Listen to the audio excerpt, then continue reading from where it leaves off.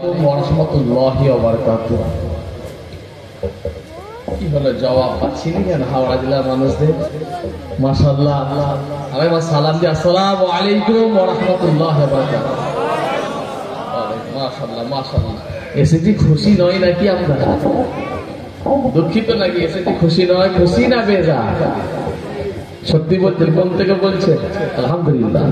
দেখি কারা কারা খুশি না, একবার হাত তুলে দেখা যাবে। প্রত্যেকে খুশি তো? আলহামদুলিল্লাহ। আমি গুনাহগার, আপনাদের ভাই, আপনাদের বাবা, আপনাদের ছেলের মতো ফুরফুরা পীর আবু বকর সিদ্দিকের মেয়ের ঘরের আওলাদ, ছোট হুজুরের নাতি হিসাবে পীরনগর দরবার শরীফ থেকে পীর সাহেব হুজুর কেবলার পুত্র হিসাবে আমি আপনাদের ইনায়াতুল্লাহ হুসাইনি ভাই আপনাদের খেদমতে এসে হাজির হয়েছি। মাশাআল্লাহ, আমার পূর্বে জান ভরা আলোচনা করলেন জনাব হযরত মাওলানা মতিউল্লাহ সাহেব ভাই যারা, মাশাআল্লাহ, নারে তাকবীর, নারে তাকবীর। আমাদের সকলের প্রিয় মতিউল্লাহ ভাই, নারে তাকবীর। আমি গুনাহগার ইনায়াতুল্লাহ হুসাইনি আপনাদের সামনে এসেছি। অল্প দুই এক কথা আলাপ আলোচনা করব ইনশাআল্লাহ। আমি এখন এসেছি কোথা থেকে জানেন? আল্লাহকে সাক্ষী রেখে বলছে ভাঙড় থেকে আসছি ছুটে ছুটে।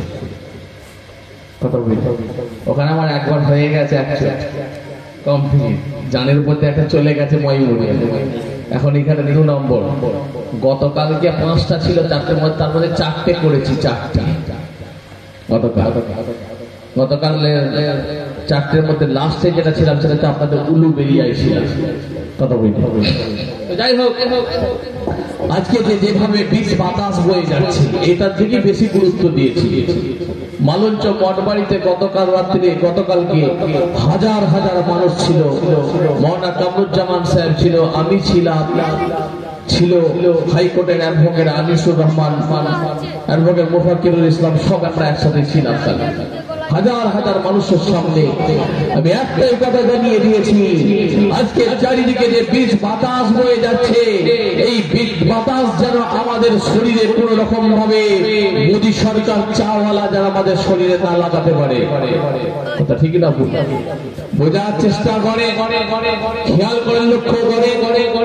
আপনার আমার উপরে যেভাবে অত্যাচার জুলুম চালানো হচ্ছে, আপনার আমার উপরে যেভাবে কালা আইন তুলে দেওয়া হচ্ছে, যেভাবে আপনাদের উপরে আমার উপরে একটা কালা আইন নিয়ে আসার চক্রান্ত চালাচ্ছে চাওয়ালা, বোঝার চেষ্টা করেন আপনি। আমি আজকে বুঝতেই পারি না ওয়াকফ মানে কি। ওয়াকফ মানে মাদ্রাসা, ওয়াকফ মানে মসজিদ, ওয়াকফ মানে খানকা, ওয়াকফ মানে আপনার আমার গ্রামের কর্মস্থান। যেই কর্মস্থানে বাপকে কবরে দিতে গেলে মোদী সরকারের পুলিশের কাছ থেকে পারমিশন লাগবে। এই আইন আনতে চাইছে মোদী সরকার। এই আইন মেনে নেবে না ভারতবর্ষের হিন্দু মুসলমানকে মেনে নেবে না। এর জন্য আগামী 26 তারিখে ডেট দিয়েছে।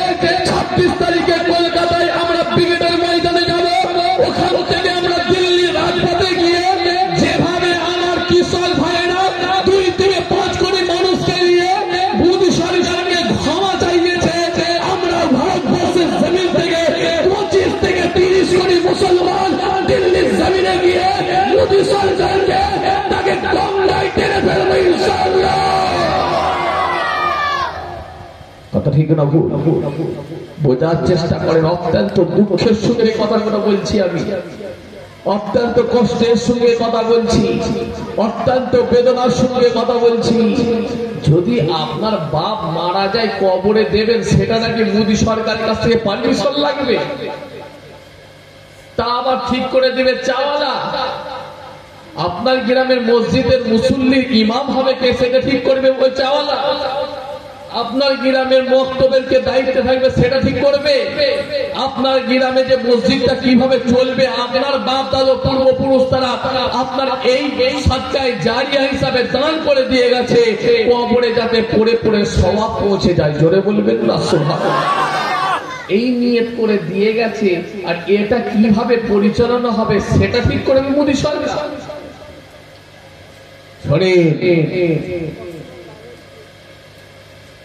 আইনকে রেসপেক্ট করি, আইনকে সম্মান করি। গণতান্ত্রিক দেশে সাংবিধানিক দেশে সংবিধানকে প্রাধান্য দিয়ে আমি একটাই কথা জানাতে চাই, মন্দিরে কে পুরোহিত থাকবে, মন্দিরে কে ঘন্টা টানবে, মসজিদ মন্দিরের মধ্যে কোন বাউন এসে পুজো করবে, এটা যেমন ভাবে ঠিক করবে, আবার রাম সাম যদু ভাই তারপর মসজিদের মুসল্লির কে ইমাম হবে সেটাও ঠিক করবে আব্দুল জব্বার আব্দুল সত্তার ভাই। বলেন না সুবহানাল্লাহ। ঠিক বলছে না ভুল বলছে? বোঝার চেষ্টা করে। অত্যন্ত দুঃখের সঙ্গে কথা বলছি, অত্যন্ত কষ্টের সঙ্গে কথা বলছি, অত্যন্ত বেদনার সঙ্গে কথা বলছি। আজকে আপনার অস্তিত্ব লড়াই, আজকে আপনার আমার ইমানি লড়াই। মুসলমান সব দেবে, হাওড়া জেলার মানুষ সব দেবে, আন্দুলের মানুষ সব দেবে, সাকরাইলের মানুষ সব দেবে, আপনার উনসারির মানুষ সব দেবে, টাকা দেবে, বাড়ি দেবে, গাড়ি দেবে, সম্পত্তি দেবে, সব দেবে। যদি ঈমান চাই বুকে লাথি মেরে পাঁজরা ভেঙে দেবে। ঠিক বলছে না ভুল বলছি? এরা সব দিতে রাজি, এরা মুসলমান, এরা দিতে শিখেছে, এরা সবসময় ত্যাগ শেখা শিখেছে, এরা ইসলাম ধর্মের মানুষ, এরা মানবতা শিখায়, এরা মনুষ্যত্ব শিখেছে, মানবতার কথা বলেছে রাসূলুল্লাহ, মানবতার কথা, মনুষ্যত্বের কথা, ভালোবাসার কথা, ভ্রাতৃত্বের কথা, গরিবের পাশে ঝাঁপিয়ে পড়ার কথা, বিপদে মানুষের পাশে ঝাঁপিয়ে পড়ার কথা, হিন্দু ভাই বিপদে পড়লে ঝাঁপিয়ে পড়ার কথা। এরই নাম ইসলাম। ইসলাম হলো ISLM Islam, I for IS for so, L for love, A for all, M for mankind, I so love all mankind। যার মানে হলো আমার উচিত সারা বিশ্বের মানুষকে ভালোবাসা। জোরে বলেন না সুবহানাল্লাহ। যিনি সারা বিশ্বের মানুষকে ভালোবাসলেন তিনি তো হলেন last of prophet, last of the prophet. তিনি হলেন জগতের শেষ নবী, তিনি হলেন জগতের বিশ্ব নবী, বিশ্ব রাসূল। জোরে বলবেন না। সেই রাসূলুল্লাহ ১৫০০ বছর পূর্বে ঘোষণা করেছেন লা ইয়ারহামুল্লাহু মান লা ইয়ারহামুন নাস। যে মনুষ্য জাতির উপর দয়া না করবে, মহান স্রষ্টাও তার উপর দয়া করবে না। মনুষ্য জাতি বলতে কি? হিন্দু, খ্রিস্টান, জৈন, বৌদ্ধ, শিখ, পাঞ্জাবি, প্রত্যেকের উপরে দয়া করার নামই হলো ইসলাম। জোরে বলবেন না সুবহানাল্লাহ। এটা বোঝার চেষ্টা করেন, খেয়াল করেন, লক্ষ্য করেন। অত্যন্ত কষ্টের সঙ্গে কথাগুলো বলছি। মুসলমান একটু পরিবর্তন হয়, পরিবর্তন হয়, আল্লাহর রাস্তায় ফিরে আসেন, শরীয়তের রাস্তায়, ইসলামের রাস্তায় ফিরে আসেন, ভেদাভেদ বন্ধ করে। তবলিগ জামাত ডেকেছে যাওয়া যাবে না, লামাঝাবি ডেকেছে যাওয়া যাবে না, আজানগাছি ডেকেছে যাওয়া যাবে না, সুরসুরি ডেকেছে যাওয়া যাবে না, দেওবন্দি ডেকেছে যাওয়া যাবে না, ফুরফুরা ডেকেছে যাওয়া যাবে না, আহলে হাদিস ডেকেছে যাওয়া যাবে না। এসব বন্ধ করে একটাই কথা মনে করবেন, আমরা প্রত্যেকে কালমা পড়নেওয়ালা মুসলমান। জোরে বলেন না সুবহানাল্লাহ। ঠিক বলছে না ভুল বলছি? এখন আর সব দেখার সময় নেই, কোন পার্টি কোন রং ওসব দেখার সময় নেই। এখন ইমানদার একসাথে বেরোবে, একটাই থাকবে ইমানি দায়িত্ব। ইমানি দায়িত্ব মনে করি খুব কঠিন দিন। মুসলমান এখনো মনে করে যে কলকাতায় ২৬ তারিখে যাবো কিসের জন্য? ঘরে কিছু বসে থাকলে কিছু ইনকাম হবে, চায়ের দোকানটা খুললে ২০০ টাকা ইনকাম হবে। কে টাকা দেবে? ২০০ টাকা। আমার ২০০ টাকা ইনকাম হবে, আমার যাওয়ার দরকার না। চায়ের দোকানওয়ালা বলছে আমার দরকার নেই, রাজমিস্ত্রিওয়ালা বলছে আমি আজকে রোজ পাবো, আজকে ৬০০ টাকার ব্যাপার আছে, আমার আজকে না গেলে এখানে আমার দরকার আছে। গ্রুপ লোন তো সেও বলবে আমার দরকার নেই, বন্ধন ব্যাংক তো সেও বলবে আমার দরকার নেই। বোঝার চেষ্টা করে ভাই আমার দোস্ত, আমার খুব অত্যন্ত দুঃখের সঙ্গে কথাগুলো বলছি। ও সব কথা বাদ দেন, আগামী ২৬ তারিখে ইনশাআল্লাহ যেতে হবে। প্রয়োজন হয় ওখান থেকে দিল্লি যাব ইনশাআল্লাহ। হাজার হাজার মানুষকে নিয়ে প্রতিদিন আলোচনা করছি, হাজার হাজার মানুষকে নিয়ে। গতকালকের যদি আপনি আমার ভিডিও দেখতে চান, আমার পেজের মধ্যে দেওয়া আছে, পিরজাদা ইনায়াতুল্লাহ হুসাইনি, ফেসবুকে দেখবেন। হাজার হাজার মানুষকে নিয়ে মঠবাড়ি মালঞ্চতে প্রোগ্রাম করলাম। ওখানে ভাঙড়ের ঘনিমে, ভাঙড়ের ওখানে আপনার হচ্ছে যে আপনার ভাঙড়ের ওই ঘুষি কাটাতে প্রোগ্রাম করলাম হাজার হাজার মানুষকে নিয়ে। বোঝার চেষ্টা করে আমি হাত জোর করে বলে যাচ্ছি, মুসলমান আজকে আপনি পরিবর্তন হন, ফিরে আসেন আল্লাহ রাস্তায়। খুব কঠিন দিন আপনার আমার জন্য এসে হাজির হয়েছে। মনে করবেন না যে ইউপির জমিনে, ইউপির ফতেপুর গ্রামে 300 বছরের পুরনো 20 একর জমির মধ্যে ইউপি সরকার তো বুলডোজার চালিয়ে কবর থেকে লাশ বের করছে। ও তো ইউপিতে হচ্ছে, ও তো আমার বাংলায় হয়নি। বাংলায় হলে 24 পরগনা ডায়মন্ড হাওড়ায় হচ্ছে, ও তো আমার কলকাতায় হয়নি। কলকাতায় হলে আমার তো হাওড়া জেলায় আসেনি, হাওড়া জেলা আমার কবর থেকে বার করলো। ও তো উনসানিতে বের করছে, আমার তো সাকরাইলে বের করেনি, সাকরাইলে বার করলো। ওটা তো মোল্লাপাড়ায় বের করছে, আমার তো কাজীপাড়ায় বের করেনি, কাজীপাড়ায় বের করলো। আব্দুল জব্বারের বাপের তো কবর বার থেকে লাশ বার করছে, এটা আমার বার করেনি। সাবধান, কথা ঠিক বলছি না ভুল বলছি? ওই দিন বেশি দিন বাকি নয়। আব্দুল জব্বারে বার করছে, আমার বাপের কবর থেকে তো লাশ বার করেনি। ও সময় বেশি দিন বাকি নেই। যদি এখনই পারো অস্তিত্ব বাঁচিয়ে রাখতে, এখনই যদি পারো বাপের লাশটা কবরে নামালে গেলে কারো পারমিশন লাগবে না, তাহলে সেই দিনের জন্য, তাহলে সেই পরিস্থিতির জন্য মোকাবেলায় রাস্তায় বেরিয়ে পড়ো। ও ভাইজানেরা, জওয়ান তরুণীরা, ও রে বাগের উম্মত উম্মতিরা, وأبا رسول الله بواصلي كذا دري كذا ماما কোন মাহফিলে এসেছেন গো? দুনিয়ার কোন সাধারণ মাহফিলে নয়, দুনিয়ার কোন পার্টির মঞ্চে নয়, দুনিয়ার কোন দাদাজিকে কেউ ভালোবেসে নয়, দুনিয়ার কোন 500 টাকার জন্য নয়, দুনিয়ার কোন ইন্দ্রাবাসনের জন্য নয়, দুনিয়ার কোন জপনের জন্য নয়। আপনারা প্রত্যেকে সে হাজির হয়েছেন একমাত্র আল্লাহ এবং তিনার রাসূলকে ভালোবেসে। আরো জোরে বলে সুবহানাল্লাহ। কিতাবের মধ্যে কি দেখতে পাওয়া যায়? কিতাবের মধ্যে দেখতে পাওয়া যায় ইন্না যিকরে সোলাহি তানজিলুর রাহমান, যে জায়গাতে আল্লাহ এবং তিনার রাসূলের কথাবার্তা আলোচনা করা হয়, আল্লাহ পাকের যাকিরিন শরীফ মাহবুবিন বান্দাদের কথাবার্তা আলাপ আলোচনা করা হয়। এই মাহফিলেতে আমার আল্লাহ পাক তিনার একদল মালাইকা ফেরেশতাকে হাজির করে দিয়ে থাকে। ওই সকল মালাইকা ফেরেশতাগণ সন্ধ্যা থেকে বসে বসে বসে বসে বসে আমিন আমিন আমিন আমিন করতে থাকে। আখিরে বারাকাত হয়ে যাবে, শেষ দোয়া হয়ে যাবে। আল্লাহ পাকের মালাইকা ফেরেশতাগণ আল্লাহ পাকের দরবারে গিয়ে হাজির। মাবুদ আল্লাহ পাক জিজ্ঞাসা করবেন, ও আমার মালাইকা ফেরেশতাগণ, তোমরা কোথায় গিয়েছিলে? এই রব্বুল আলামিন আল্লাহ পাক দয়াময় আল্লাহ পাক, আল্লাহ পাক আজকে আমরা আন্দোলনে কি জেলা সারেঙ্গা পড়াতা গ্রামের মাহফিলে গিয়েছিলাম। আল্লাহ ওই জায়গায় আপনার যাকিরিন সলিহিন মাহবুবিন বান্দাদের কথাবার্তা আলোচনা করছিল। আল্লাহ পাক ওই মাহফিলে বসে বসে বসে আমিন আমিন আমিন করছিলাম।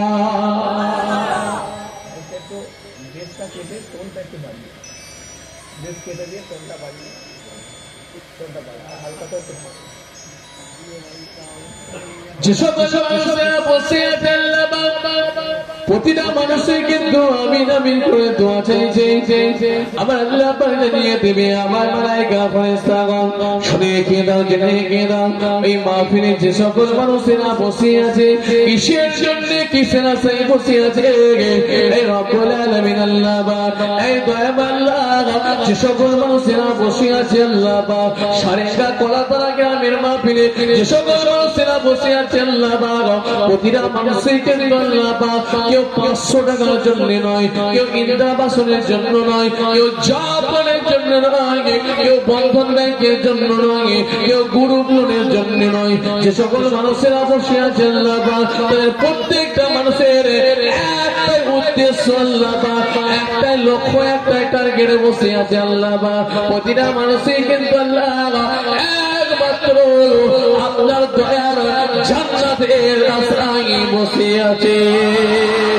আরো জোরে শোনা আবার মালাইকা ফেরেশতাগণ শুনে কেনা ওই মাহফিলে বসে আছে কে? আব্দুল জব্বার, আব্দুল সত্তার, আব্দুল গফফার, আব্দুল রহমান বসে মুখ ভরা বেদনা চোখ ভরা পানি নিয়ে আমিন করে দোয়া চাইছে। আমি আল্লাহ পাক আমাকে রহমান এবং রহিম বলে ডেকে নিয়েছে।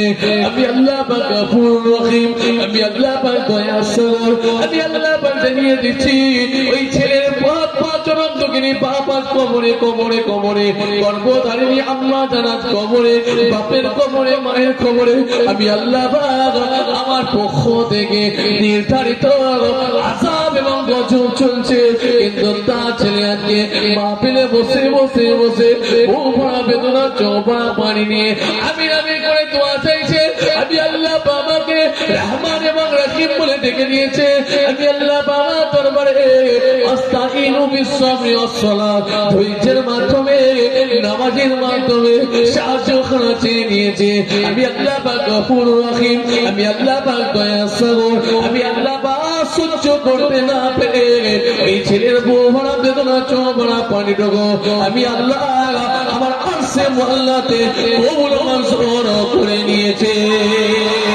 কবুল করে নিয়ে ওই ছেলের চোখের পানির খাতিরে তার বাপ এবং তার মায়ের কবরে নির্ধারিত আযাব গজবটাকে আসমানে তুলে নেওয়ার জন্য অর্ডার ঘোষণা করে দিয়েছে। বাবা মুসলমান হয়ে যাবেন না বাবা বেঈমান, হারাবেন না বাবা ঈমান। মুসলমানের ছেলে হয়ে গেছে আজকে পিলে, মুসলমানের নারী হয়ে গেছে আজকে আনাড়ি। মুসলমানের ছেলে হাতে পড়েছে বালা, তোরা আমার কাছ থেকে পালা। কানে পড়েছে দুল, ভাইজান রাজা বলছে সব ফুল। রাগ করবেন না বাবা, দুঃখ হলে করে দেবেন মাপ। আমি আপনাদের নেতুল্লাহ হুসাইনি ভাই দুটো হক আজকে সব করে বলে দিয়ে যায়। বাড়ি আমার হরিণ খোলা, কথা কিন্তু একটু খোলা মেলা। শুনে রেখে দিন রাতের বেলা মুসলমান আজকে ইসলাম থেকে বেরিয়ে গিয়েছে, শরিয়াত থেকে বেরিয়ে গিয়েছে। বাবা মুসলমানের ছেলে যদি আজকে রাস্তা দিয়ে চলে যায় বোঝা যায় না এই মুসলমান গায়ের কম্ভা, ঠিক না? বোঝা যায় না মুসলমানরা গায়ের নামের পরিবর্তন করে দিয়েছে বাবা। ফেলে পড়ে যাবে, নাম রেখেছে হিম্মত আলী। গায়ের পাশে দাঁড়ানো যায় না, এত দুর্গন্ধ। নাম রেখে দিয়েছে আতর আলী। চোখে দেখতে পাইনি অন্ধ, নাম রেখে দিয়েছে নজর আলী। লালটু বল্টু সল্টু ঝল্টু মল্টু নাট বল্টু মুসলমানের ছেলের নাম। একটুখানি বোঝার চেষ্টা করেন, একটুখানি বোঝার লক্ষ্য করে খেয়াল করে কালকে আমাদের দিনে হাসরের ময়দানে আল্লাহ পাকের কাছে নামের জন্য গ্রেফতার হতে হবে। আবার আল্লাহ পাক যখন কাল কিয়ামতের দিনে হাসরের ময়দানে মা ফাতেমা বলে ডাকবে, আপনার আমার ঘরে মা ফাতেমা কি হাজির। আবার আল্লাহ পাক জানিয়ে দেবে, এ মা ফাতেমা দলেরা শুনে রেখে নাও, আজকের দিনে আমি আল্লাহ পাক তোমাদেরকে ডাকিনি। আমি আল্লাহ আজকের দিনে আমার রাসূলুল্লাহর কন্যা জান্নাতের সরকারি মা ফাতেমাকে আমি আল্লাহ পাক ডেকে নিয়েছি। আপনার আমার ঘরে মা ফাতেমাদের মনটা খারাপ হয়ে গেছে, মাথাটা নিচু করে নিয়েছে। হয়তো নাজাত পেতাম, আজকে আবার আটকে গেলাম। এ মা ফাতেমা চলে মনে কোনো দুঃখ কষ্ট বেদনা পেও না। তবে কি কোনো নফল ইবাদত আছে নাকি আমি আল্লাহ জান্নাতে দেব না? আল্লাহ নফল কোনো ইবাদত নাই জান্নাতে যাবার মতো। এমন সময় আমার আল্লাহ পাক জানিয়ে দেবে, এ মা ফাতেমা দলের আসরি কেনা আমি আল্লাহ তোমাদের আজকে নামগুলোকে নফল ইবাদত হিসাবে কবুল মঞ্জুর করে নিয়েছে। আমার আল্লাহ পাক চাইলে নামের বদৌলতে দয়ার জান্নাত খানা মিলিয়ে দেবে। ও মুসলমান ঘরের ছেলে মেয়েরা, ও নবী পাকের উম্মতেরা, ও আমার রাসূল পাকের দিওয়ানারা, বাবারা শুনে কেনা হাওড়া জেলা গ্রামের মানুষেরা আল্লাহকে ভয় করো, নবীকে মহব্বত করো, ইসলামকে রিসপেক্ট করো, ইসলামকে অন্তর থেকে ভালোবাসো। নামাজে ঈমান নয়, দাড়িতে ঈমান নয়, বড় বড় জুব্বাতে ঈমান নয়, মিষ্টি মিষ্টি কথা তো ঈমান নয়। আপনার আমার ঈমান হলো নিজের জীবনের থেকে বেশি বেশি বেশি রাসূলুল্লাহকে ভালোবাসা, এটাই হলো আপনার আমার ঈমান। আরো জোরে বলে সুবহানাল্লাহ। হযরতে বিশ্বনবী বিশ্ব রাসূলকে ওমর ফারুক এসে বলেছিল, আমি ওমর আপনাকে আমার বিবি থেকে, বাচ্চাদের থেকে, ধনসম্পদের থেকে আমি ওমর আপনাকে বেশি ভালোবাসি, তবে ওমর আমি আপনাকে আমার নিজের জীবনের থেকে বেশি ভালোবাসতে পারি নাই। আল্লাহর নবী সেদিনে বলেছিল, হে ওমর শুনে কেনা জেনে গেরা, আমি রাসূলুল্লাহ জানাচ্ছি তুমি এখনো পর্যন্ত প্রকৃত মুমিন হতে পারো না। এ কথা বলার সঙ্গে সঙ্গে হযরতে ওমর চোখ ভরা পানি, টপ টপ করে চোখের পানি ঝরতে শুরু করেছে। ওমর ফারুক সেদিনে কাঁদতে শুরু করেছে। রাসূলুল্লাহর অন্তরের ফয়সালার জ্যোতিটা ওমর ফারুকের কাছে যখন পৌঁছে যায়, ওমর ফারুক সেদিনে চিৎকার করে বলে দিয়েছিল, ইয়া রাসূলুল্লাহ, হাবিবাল্লাহ, হুজুর, হুজুর আমি ওমর আপনাকে এই মুহূর্তে আমার নিজের জীবনের থেকে বেশি ভালোবেসে ফেলেছি। সেদিনে রাসূলুল্লাহ বলেছিলেন, হে ওমর শোনো শোনো শোনো, আমি রাসূলুল্লাহ জানিয়ে দিচ্ছি এই মুহূর্তে তুমি প্রকৃত মুমিন ব্যক্তির খাতায় নামখানা লিখিয়ে দিয়েছো। যতক্ষণ পর্যন্ত রাসূলুল্লাহকে জীবনের থেকে বেশি ভালোবাসতে না পারবেন ততক্ষণ মুসলমান নয়। এত বড় নাদুস নদুস চেহারা, সুন্দর চেহারা, সুন্দর দেখতে, এত সুন্দর চেহারা, নাদুস নদুস, সুন্দর দাড়ি লেগেছে বউ ভরা, এত সুন্দর বড় দাড়ি লেগেছে, সংসপের দাড়ি, ভিতরে অন্তরটা কালো, ভিতরে অন্তরটা কালো। ওয়াজ কিন্তু খুব বোঝার জিনিস, ওয়াজ হলো বোঝার জিনিস। বুঝলে আবু বকর, না বুঝলে আবু জেহেল। বুঝেছিল আবু বকর, বুঝেনি আবু জেহেল, যার কারণে আবু জেহেল এসে বলে, হে মুহাম্মদ তোমার মুখটা কালো কুৎসিত লাগছে। সঙ্গে সঙ্গে আবু বকর সিদ্দিক এসে বলে, ইয়া রাসূলুল্লাহ, হাবিবাল্লাহ, হুজুর, হুজুর আমি আবু বকর আপনাকে জানাচ্ছি আপনার মুখটা যেন নূরের মতো চমকাচ্ছে। আল্লাহ নবী, আল্লাহ রাসূল সে সময় মুচকে মুচকে হেসেছিলেন। আল্লাহ নবী মুচকে মুচকে তাবাসসুম হেসে উত্তর দিলেন, আবু বকর তুমিও ঠিক বলেছো, আবু জেহেলও ঠিক বলেছে। ইয়া রাসূলুল্লাহ, হাবিবাল্লাহ, হুজুর কেন? আল্লাহ নবী বললেন, আবু বকর আমি রাসূলুল্লাহ বলছি, তুমিও ঠিক বলেছো, আবু জেহেলও ঠিক বলেছে। ইয়া রাসূলুল্লাহ, হাবিবাল্লাহ, হুজুর কেন? আবু বকর, আবু জেহেল আমি রাসূলুল্লাহকে কালো চশমা পরে দেখেছে তাই কালো দেখেছে, আর তুমি তো আমি রাসূলুল্লাহকে সাদা চশমা পরে দেখেছো তাই নূর চমকাতে দেখতে পেয়েছো। আল্লাহ নবী আল্লাহ রাসূলের কথা বলেন। বাবা দোস্ত ওলামায়ে কেরাম মুফতি সাহেব কিতাবের ভাষায় লিখলেন, রাসূলুল্লাহ বড় কালো চশমা, সাদা চশমা কথা বলেননি, আল্লাহ নবী বড় বলেছেন সাদা অন্তর আর কালো অন্তরের কথা। যদি বলবেন সাদা অন্তর আর কালো অন্তরের কথা, ও অন্তরটা কালো হয়েছে। বাবা দোস্ত গভীর রাতের বেলা সাকরাইল কলাতলা পুকুরের এপার দিয়ে যাচ্ছে, গভীর রাতের বেলা চোর চুরি করতে, চোর চুরি করতে পুকুরে এপার দিয়ে যাচ্ছে। আল্লাহর ওলি মানুষ তাহাজ্জুদের নামাজ পড়তে। চোর বলছে উনিও বেটা আমার মতো চুরি করতে বেরিয়েছে, আল্লাহর ওলি বলছে উনিও মনে আমার মতো তাহাজ্জুদের নামাজ পড়তে বেরিয়েছে। জোরে বলবেন না? ইন্নামাল আমালু বিন্নিয়াত খাতামাল্লাহু আলা কুলুবিহিম। আল্লাহ ওর অন্তরটা পরিষ্কার হয়ে গেছে, এর অন্তরটা আল্লাহ মোহর মেরে দিয়েছে, অন্তর কালো হয়ে গেছে। এত বড় নাদুস নাদুস চেহারা নিয়ে গেল, কবরে যাওয়ার পরে পোকামাকড়ে খোরাক ছাড়া কিছু নয়। আমি মুমতাজুল মুহাদ্দিস হিসাবে আমি ইনায়াতুল্লাহ হুসাইনকে বলে দিয়ে যাচ্ছি,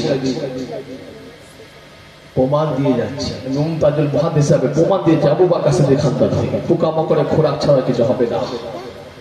আমার দোস্ত এটা বোঝার চেষ্টা। নামাজ পড়েছি, নামাজ পড়লেও ঠিকানা জাহান্নাম হবে। নামাজ পড়ে পড়ে কপালে কালো দাগ করে ফেলেছে, ঘা করে ফেলেছে, কিন্তু অন্তরটা মোহর পড়ে গেছে। কপালে কালো দাগ হয়ে গেছে নামাজ পড়ে পড়ে, ঠিকানা জাহান্নামে হবে। কেন? ও নামাজও পড়েছে আবার জমির আল কেটে কেটে ভিতরে ঢুকিয়েছে, লোকের হক মেরে দিয়েছে। কাজ করতো, কাপড়ের বিজনেস ছিল, লোকের মেরে দিয়েছে। যতজনের একটুখানি কাপড়ের কাজ করতে গিয়ে একটুখানি দাগ বেরিয়েছে, রিজেক্ট করে দিয়েছে, রিজেক্ট করে দিয়েছে, চলবে না, গরিবের হক মেরেছে, ঠিকানা জাহান্নাম। কথা বোঝার চেষ্টা করে, এরই নাম ওয়াজ। খালি দুটো ঘটনা বললাম, এটা ওয়াজ নয়। বোঝার চেষ্টা করে হিদায়াতের নাম ওয়াজ, পরিবর্তনের নাম ওয়াজ। আজকে মাহফিলে বসে রয়েছেন, যখন যাবে হুজুর যাবে, যখন জলসা থেকে মাহফিল থেকে বেরিয়ে যাচ্ছি, জলসা থেকে যাওয়ার সময় গাড়ি ছাড়িয়ে যাচ্ছি, কোথাও যাচ্ছে, এমন দুটো বিড়ির টান মারছে, ধোঁয়াটা গাড়ির ভিতরে ঢুকে যাচ্ছে। না আমার দোস্ত, একটু বোঝার চেষ্টা করে। ফুরফুরা দরবার শরীফে মুজাদ্দুল জামান আবিলুস শরিয়াত দাদা হুজুর পীর কেবলা আমার পন্নামাজার হুজুরকে ভালোবাসে, সারা রাত ধরে ঘুরছে। কি ব্যাপার, জুতো কই? 3 দিন মাহফিল আমি বসে থাকি দারুল ইফতাতে, অর্থাৎ ইব্রাহিম সিদ্দিকী হুজুরের ঘরের উল্টো দিকতে 3 দিন আমি বসে থাকি নানার দরবার, ওই 3 দিন গদিতে আমি বসে থাকি। কতজনের সাথে দেখা হলো, জুতো কই? জুতো ছিঁড়ে গেছে। কি ব্যাপার, জুতো নেই, ছিঁড়ে গেছে কেন? সারা রাত ধরে হুজুর ভুগতে ধনকুতা এত ঘুরেছে, হালুয়া রুটি মনসুর মিঠাই ভুলকার পছন্দ হয়নি, জুতো ছিঁড়ে গেছে। মাঝে মাঝে সময় পেলে আবার বাঁশ বাগানে গিয়ে এমন ধোঁয়া উড়াচ্ছে যেন আগুন লেগে গেছে। কথা বুঝতে পারছে? এরাও নাকি ফুল ফসলে দাদা হুজুরকে ভালোবাসে, এরাও দাদা হুজুরকে ভালোবাসে, এরাও দাদা হুজুরের মুরিদ হিসাবে দাবি করে। রাসূলুল্লাহকে দেখলেই যদি সবাই জান্নাতি হতো, তাহলে আবু জেহেল তো একবার নয় বহুবার থেকে শিখেছে। কথা বুঝতে পারছি? দেখার মধ্যে তফাৎ আছে। ওই দেখা আর এই দেখা দুটো দেখা সমান নয়। না মাদ্রাসা ও নেবাগের উম্মত উম্মতির আগা, আমার রাসূলুল্লাহ দিবানা আগা, ও নবী পাকের প্রেমিকেরা, ও আমার রাসূলুল্লাহ দিবানা শুনে কেনা আমি নাতুল্লাহ হুসাইনি আপনাদেরকে জানিয়ে দিয়ে যাচ্ছি, একটুখানি বোঝার চেষ্টা করে, খেয়াল করে। আল্লাহ নবী জানিয়েছিলেন, ইয়া সাহাবারা চলে আসো, চলে আসো, আমি রাসূলুল্লাহ ডাক দিচ্ছি, আমার ডাকে তোমরা সাড়া দিয়ে চলে আসো। আল্লাহ নবী ডাক দিলে সাহাবা হুজুররা রাসূলুল্লাহ ডাকে সাড়া দিয়েছে।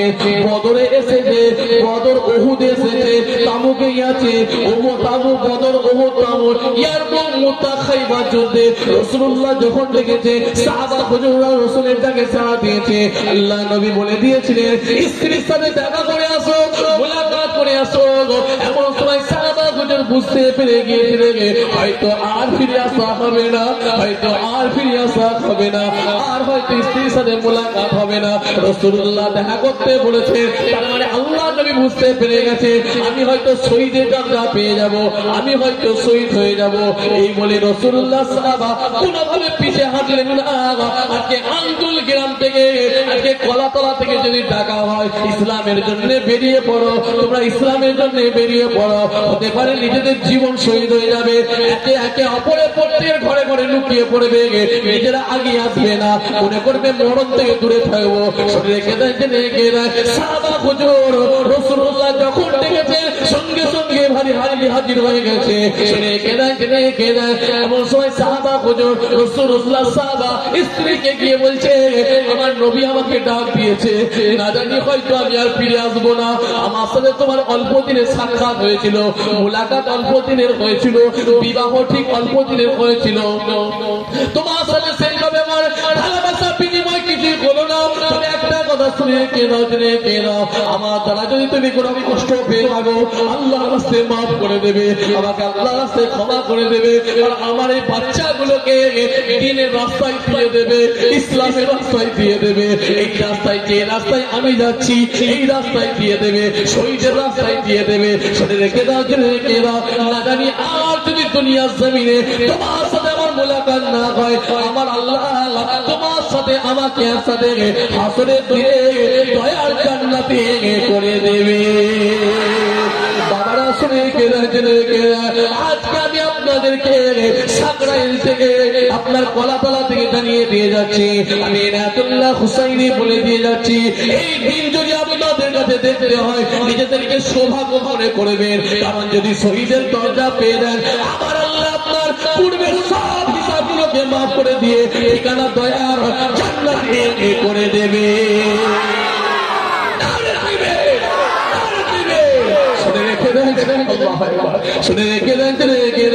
এই দিনের জন্য পিছিয়ে হাঁটবেন না, এই দিনের জন্য সরে যাবেন না। ইসলামের জন্য বেরোতে হবে, কওমের জন্য বেরোতে হবে, ইসলামের জন্য। নিজেরা কোন রকম ভাবে পিছিয়ে হাঁটবেন না, শুনে রেখে দেন, আগামী 26 তারিখে কলকাতার ব্রিগেড ময়দানে চলে যাবে, ব্রিগেড ময়দানে চলে যাবে আগামী 26 তারিখে। শুনে রেখে দেন, শুনে রেখে দেন, ওখান থেকে যদি দিল্লির জমিন থেকে যদি এই আইন প্রত্যাহার না করা হয়, এই 26 তারিখে যাবে, পাঞ্জাবি পরে যাবে, পায়জামা পরে যাবে, মাথায় টুপি দিয়ে যাবেন। শুনে রেখে দেন, শুনে রেখে দেন, ওই দিনের পরে যদি কেন্দ্র সরকার এই আইন যদি প্রত্যাহার না করে, তৈরি থাকবেন ডাক করবে দিল্লির জন্য। দিল্লিতে যখন যাবে সেদিনে পায়জামা পরে যাবেন, পাঞ্জাবি পরে যাবেন, মাথায় টুপি দিয়ে যাবেন, আর একটা কাপড় বাড়াবেন, সেটা হলো কাপড়ের কাপড়টা বাড়িয়ে দেবে। না জানি যদি ওই থেকে আর ফিরে আসতে হয়, আর যদি ফিরে আসা না হয়, ওই দিনের পর থেকে আল্লাহ সরাসরি দয়ার জান্নাতি করে দেবে। আল্লাহ ও পাকের প্রেমিকেরা, আজকে আমি আপনাদেরকে অত্যন্ত দুঃখের সঙ্গে কথাগুলো বলছি, অত্যন্ত কষ্টের সঙ্গে কথাগুলো বলছি, অত্যন্ত বেদনার সঙ্গে কথাগুলো বলছি। আপনার বাপ পড়ে থাকবে কবরে, সেই কবর থেকে লাশ বের করবে, আপনার লাশ বের করবে। আপনার বাপের লাশ যদি আপনার সামনে বের করে, আপনার বাপের লাশ পড়ে থাকবে, সেদিনে যদি পুলিশের কাছে পারমিশন লাগে, তারপরে যদি কবরে নামাতে হয়, এর থেকে মুসলমান আজকে আপনার আমার বেঁচে থাকা খুব কঠিন, তাহলে এর থেকে বেঁচে থাকা মরে যাওয়ার সমান হয়ে গেছে। আমি ইনায়াতুল্লাহ হুসাইনি বলছি, এই আইন প্রত্যাহার করতে হবে। আমি চ্যালেঞ্জ করে কালকে আগামীকাল, আমি যে গতকাল চলে গেছে, গতকালকে আমি ভাঙড়ের জমিনে মঠবাড়ি থেকে হুঁশিয়ারি দিয়ে কেন্দ্র সরকারকে সমস্ত সোশ্যাল মিডিয়ার মধ্যে জানিয়ে দিয়েছি, এই আইন যদি প্রত্যাহার না করো, এই আইন যদি প্রত্যাহার না করো, আমার কিষাণ ভাইরা যদি তোমাকে 2 থেকে 5 কোটি মানুষ নিয়ে যাওয়ার পরে তুমি যদি বলে থাকো গলতি হয়ে গেছে, ভুল হয়ে গেছে বলে ক্ষমা চেয়েছো, তুমি মুসলমানদেরকে এদেরকে কম ভেবো না। এই মুসলমানরা মার খেতে শিখেছে, এরা কষ্ট করতে শিখেছে, এরা মেহনত করতে শিখেছে, এরা খাটতে শিখেছে, এরা কিন্তু সব সহ্য করবে। সেদিনে কিন্তু 25 থেকে 30 কোটি মুসলমান দিল্লির জমিনে গিয়ে তোমাকে টেনে টেনে টেনে টেনে, দিল্লির সরকার তোমাকে টেনে টেনে টেনে তোমার গদি থেকে নামিয়ে নতুন করে সংবিধানটা জানিয়ে দেবে। আল্লাহ বোঝার চেষ্টা করে, খেয়াল করে, লক্ষ্য করে। অত্যন্ত দুঃখের সঙ্গে কথাগুলো আমি বলতে বাধ্য হচ্ছি, অত্যন্ত কষ্টের সঙ্গে কথাগুলো বলছি। আজকে কিভাবে অত্যাচার চালাচ্ছে, কিভাবে জমি চালাচ্ছে, নিজের তো দাঁড়াবার ক্ষমতা না, নিজের তো দাঁড়াবার ক্ষমতা নাই, নিজের তো 4টে পা নাই, লোকের কাছ থেকে ধার করে পা দিয়ে বসে আছে, আবার তারপরে আবার এত বড় ক্ষমতাচারী কথা। আজকে আমার হিন্দু ভাইদের মন্দির আছে, সেই হিন্দু ভাইদের মন্দিরের ঘন্টাকে টানবে, হিন্দু ভাইদের মন্দিরে ঘন্টাকে টানবে, মন্দিরের সেক্রেটারি কে হবে, মন্দিরের পুরোহিত কে হবে, মন্দিরের মধ্যে বাউল কে থাকবে, এটা তো আমার রাম সাম যদু ভাই ঠিক করবে, ঠিক না ভুল? আর মসজিদের কে মুসল্লি হবে, মসজিদের কে ইমাম হবে, মসজিদের কে মোতাল্লি হবে, এটা আব্দুল জব্বার আব্দুল সত্তার ঠিক করবে, ঠিক কিনা বলে? প্রত্যেকেরই তো বাপ দাদার একটা পৈতৃক সম্পত্তি আছে, প্রত্যেকের বাপ দাদুর তো একটা পৈতৃক সম্পত্তি আছে।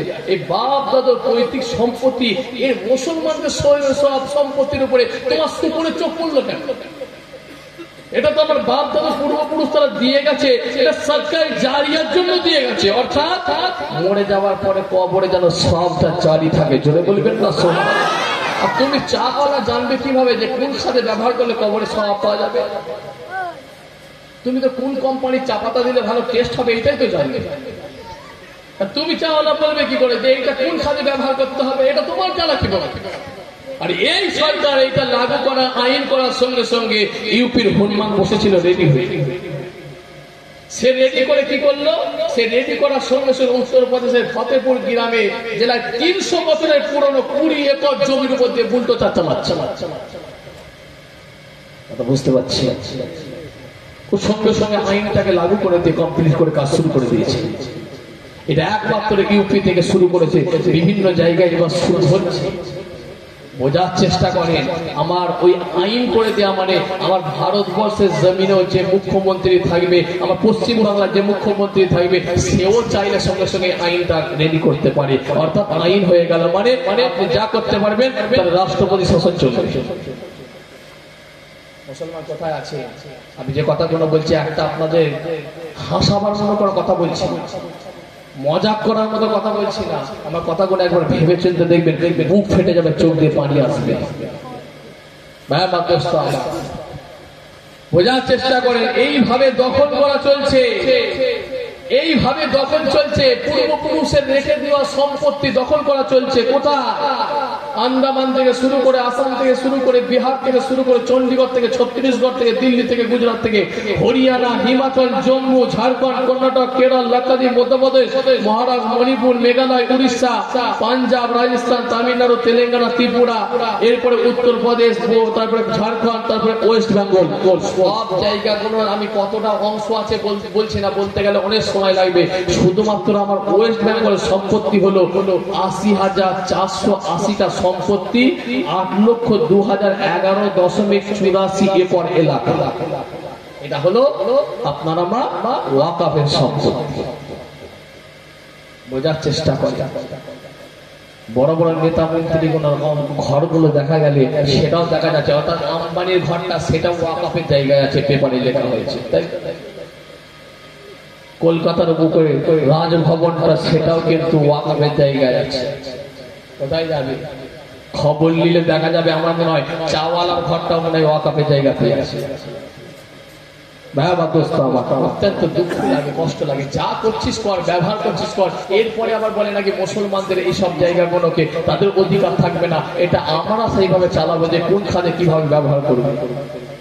এটা কিভাবে সম্ভব? আমার বাপদাদা পূর্বপুরুষের প্রত্যেকের বাপদাদা একটা পৈতৃক সম্পত্তি আছে। আপনার বাপদাদার পৈতৃক সম্পত্তিতে আমার অধিকার নেই, আমি সেখানে হস্তক্ষেপ করতে পারি। আমার হিন্দু ভাই, খ্রিস্টান ভাই, জৈন, বৌদ্ধ, শিখ, পাঞ্জাবি, প্রত্যেকের বাপদাদার পূর্বপুরুষের একটা করে পৈতৃক সম্পত্তি আছে। ওখানে ওই সম্পত্তির অধিকার তো তাদেরই, ওখানে তো আমাদের হস্তক্ষেপের কোনো প্রয়োজন নাই। বোঝার চেষ্টা করে। আমার হিন্দু ভাই যারা সেকুলার, অর্থাৎ হিন্দু ভাই যারা সম্প্রীতি ভালোবাসে, এই রকম হিন্দু ভাইরা কেন্দ্র সরকারের যেদিনে আপনার আইনে করছিল, বিল পাস করছিল, সেই দিনে আপনার সংসদ ওই ভবনে তাদের মধ্যে প্রায় 200 জনেরও বেশি তারা এই বিপক্ষে ভোট দিয়েছে। তারা এর বিপক্ষে ভোট দিয়েছে, অর্থাৎ তারা সমর্থন করেনি। অর্থাৎ যারা সম্প্রীতি ভালোবাসে, এই বাংলার জমিনে হিন্দু মুসলমান ঐক্য, ভালোবাসা, ভ্রাতৃত্ব বজায় রাখতে চায়, এইরকম হিন্দু কোন ভাইগুলো তারা এইরকম চাইনি। এই বিভাজনের রাজনীতি তারা পছন্দ করে না। এই বিভাজনের রাজনীতি তারা পছন্দ করে না।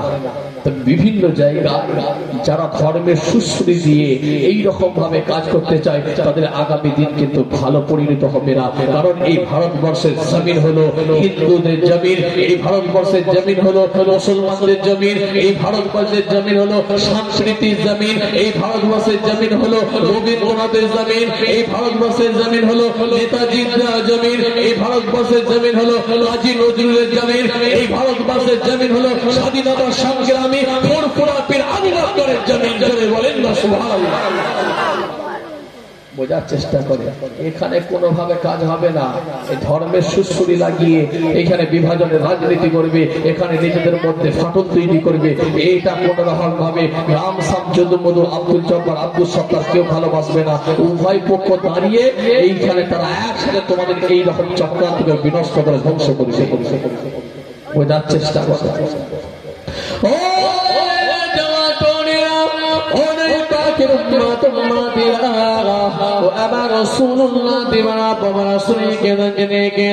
একটুখানি বোঝার চেষ্টা করেন, খেয়াল করেন, একটুখানি বোঝার চেষ্টা করেন, খেয়াল করেন, লক্ষ্য করেন।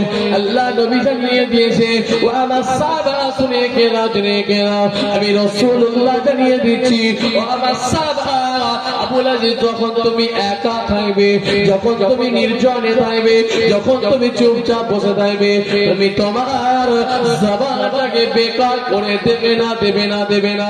ওই জবান দিয়ে একটুখানি আল্লাহ আল্লাহ আল্লাহ আল্লাহ আল্লাহ আল্লাহ আল্লাহ একটুখানি জিকির করতে চাইবে, একটুখানি কলমা শরীফ পড়বে, একটুখানি দরুদ শরীফ পড়তে চাইবে। না জানি আমি রাসূলুল্লাহ জানিয়ে দিচ্ছি আমার আল্লাহ পাক তোমার ওটা একটা নাজাতের ওসিলা বানিয়ে দিয়ে দয়ার জান্নাতি করে দেবে। বাবারা শুনে কেনা জেনে কেনা হযরত মুসা নবী আল্লাহ পাককে জানিয়েছিল, আল্লাহ পাক আপনি বলেন আপনাকে আমি কোন নামে ডাকবো? যে নামে তো সবাই আপনাকে ডাকে, আল্লাহ বলে ডাকে, এই নামে কি আমিও ডাকবো নাকি? না না না না না না, আল্লাহ আপনি আমাকে একটা স্পেশাল নাম বলে দেন, যেই নামে কেবলমাত্র আমি মুসা আপনাকে ডাকবো, আর কেউ ওই নামে ডাকবে না। কারণ আপনি তো আমাকে কালিমুল্লাহ উপাধি দিয়েছেন, আমি মুসা কালিমুল্লাহ, আমাকে আপনি অনেক ভালোবাসেন, আপনি আমাকে মহাব্বত করে থাকেন। আল্লাহ পাক তাহলে আপনি আমাকে বলেন সেই নামে শুধু আমি ডাকবো, আর কেউ আপনাকে ডাকবে না। সেদিনে আমার আল্লাহ বলে দিয়েছিলেন, এ মুসা শুনে কেদাও জেনে কেদাও, আমি আল্লাহ পাক জানিয়ে দিচ্ছি। তুমি কি মনে করো এই আল্লাহ নামটা সবাই জানে বলে এই নামের কি গুরুত্ব কমে গেছে নাকি? এই নামের কি ফজিলাত কমে গেছে নাকি? এ মুসা শুনে কেদাও জেনে কেদাও, আমি আল্লাহ পাক জানিয়ে দিচ্ছি, আমি আল্লাহ পাক বলে দিচ্ছি। তুমি যদি একটা পাল্লাতে সাত আসমানকে যদি রেখে দাও, আর ওই পাল্লাতে যদি তুমি সাত জমিনকেও রেখে দাও, আর অপর পাল্লাতে যদি তুমি কলমা শরীফ দুরূদ শরীফটা রেখে দাও, আমি আল্লাহ পাক ঘোষণা করে দিচ্ছি, আমি আল্লাহ পাক জানিয়ে দিচ্ছি, সাত আসমান আর সাত জমিনের থেকে কলমা শরীফের ওজনটা বেশি বেশি ভারী হয়ে যাবে। কত গুরুত্ব, কত ফজিলত কলমা শরীফ দুরূদ শরীফের। এখন দুরূদ শরীফ পড়াতে গেলেও তো আমার ব্যক্তিগত স্বাধীনতা এসে গেছে অনেকে, পড়বো কিনা পড়বো আমার ব্যক্তিগত স্বাধীনতা। সুবহানাল্লাহ বলতে বললো সেটাও তো স্বাধীনতা তার কাছে। সুবহানাল্লাহ যদি বলতে বলি তাও তো সেটা তার স্বাধীনতা, বলবো কিনা বলবো না আমার ব্যক্তিগত স্বাধীনতা। কলমা শরীফ বলতে বললে সেটাও তার স্বাধীনতা এসে গেছে, পড়বো কিনা পড়বে না মনের ব্যাপার আছে, কিন্তু পড়ার নেই, বলার তো কিছু নেই, বেশি বললে আবার উঠে পালাবে। বোঝার চেষ্টা করেন, খেয়াল করেন, লক্ষ্য করেন। Decision is your, choice is your. ব্যক্তিগত স্বাধীনতা আপনার কাছে, আপনার স্বাধীনতা আপনার কাছে। আপনি জাহান্নামে যাবেন কি জান্নাতে যাবেন? মোবাইল কোম্পানি মোবাইল দিয়েছে, মোবাইলের ভিতরে সিম দেয়, দিয়েছিল নাকি? সিম দেয়নি। মোবাইল কোম্পানি মোবাইল দিল, সিম দিল না। ওর ভিতরে সিম বললেন, তারপরে নেট রিচার্জ করলেন, তারপরে আপনার কাছে পশ্চিমবাংলার কোনায় কোনায় খবর আপনার মোবাইলে হাতের মুঠো। বোঝাচ্ছে এই মোবাইল কোম্পানি দিল, এই মোবাইল দেওয়ার পরে মোবাইলের ভিতরে আপনি কয়েকটা অ্যাপস ইনস্টল করেছেন। আমি সুন্দরবনের দিকে জলসায় যাই, এত জলসায় যাই আলহামদুলিল্লাহ, সুন্দরবনের বিভিন্ন জায়গায়, যার কারণে মালঞ্চ মঠবাড়িতে আমার নামে একটা আপনার বিল্ডিং লিখে দিয়েছে হুসাইনিয়া খানকা শরীফ, আমাকে দিয়েছিল আমার নামে। সেটা আমি মুজাদ্দেদ জামান দাদা হুজুর কেবলা মোতাদ্দাস খানকা শরীফ করে দিয়েছি। বলবেন আলহামদুলিল্লাহ, কথা বুঝলে? তো আমি এত জলসায় যাই, সুন্দরবনের থেকে জলসায় যেতে গেলে রাস্তার ধারে গিয়ে আমি দেখি, রাস্তার ধারে গিয়ে দেখি যখন রাস্তায় যেতে যেতে এই ভিতরে আপনার দেখলাম কি যে নামাজের সময়সূচি বলে একটা অ্যাপস আছে, নামাজের সময়সূচি বলে একটা অ্যাপস আছে। যে অ্যাপসটা খোলার পরে আমি দেখতে পেলাম যে এখন নামাজের সময় কতক্ষণ আছে। ভালো কাজে লাগবে। এরপরে এই মোবাইলের ভিতরে আমি একটা অ্যাপস আছে, যে অ্যাপসের নাম হলো কম্পাস। কম্পাসে দেখতে পেলাম যে এখন নামাজে পশ্চিম দিকটা কোন দিকটা ওইটা দেখতে পেয়ে গেলাম। দেখতে পাওয়ার পরে পানির একটু তলাশ করলাম, যদি পানি পেলাম তো ভালো, যদি না পেলাম গাড়ির ভেতরে একটু মাটিলে তায়াম্মুম করে নিলাম, করে নিয়ে পশ্চিম দিকে গাড়ির ভেতরে 2 রাকাত কসরের নামাজ আদায় করে নিলাম, করে নিয়ে আল্লাহ পাককে জানালাম, আল্লাহ আমি আপনাকে স্মরণ করেছি। আর আমার আল্লাহ বললেন, বান্দা আমি আল্লাহ তোকে স্মরণ করে নিয়েছি। বোঝার চেষ্টা করে, খেয়াল করে, লক্ষ্য করে। এই মোবাইল কোম্পানি মোবাইল আপনাকে দিল, এর ভিতরে কয়েকটা অ্যাপস ইনস্টল করেছেন, play store, YouTube, Messenger, Facebook, WhatsApp আছে না? এই অ্যাপস গুলো খুব গুরুত্বপূর্ণ অ্যাপস। এর মধ্যে কয়েকটা অ্যাপস যেগুলো, যার মধ্যে একটার নাম হলো হোয়াটসঅ্যাপ। এই হোয়াটসঅ্যাপে ভিডিও কলে কথা বলা যায়। আমি মক্কা শরীফ থেকে 3 বার ইন্ডিয়ায় ভিডিও কলে কথা বলেছি। মক্কা শরীফে 3 বার ইন্ডিয়া ভিডিও কথা বললাম, বাংলাদেশে গেলাম, ওখান থেকে ভিডিও কলে কথা বললাম। গুরুত্বপূর্ণ অ্যাপ। তবে এই অ্যাপগুলো মাঝে মাঝে আপডেট দিতে হবে, নাহলে অ্যাপগুলো ঠিকঠাক কাজ করবে না।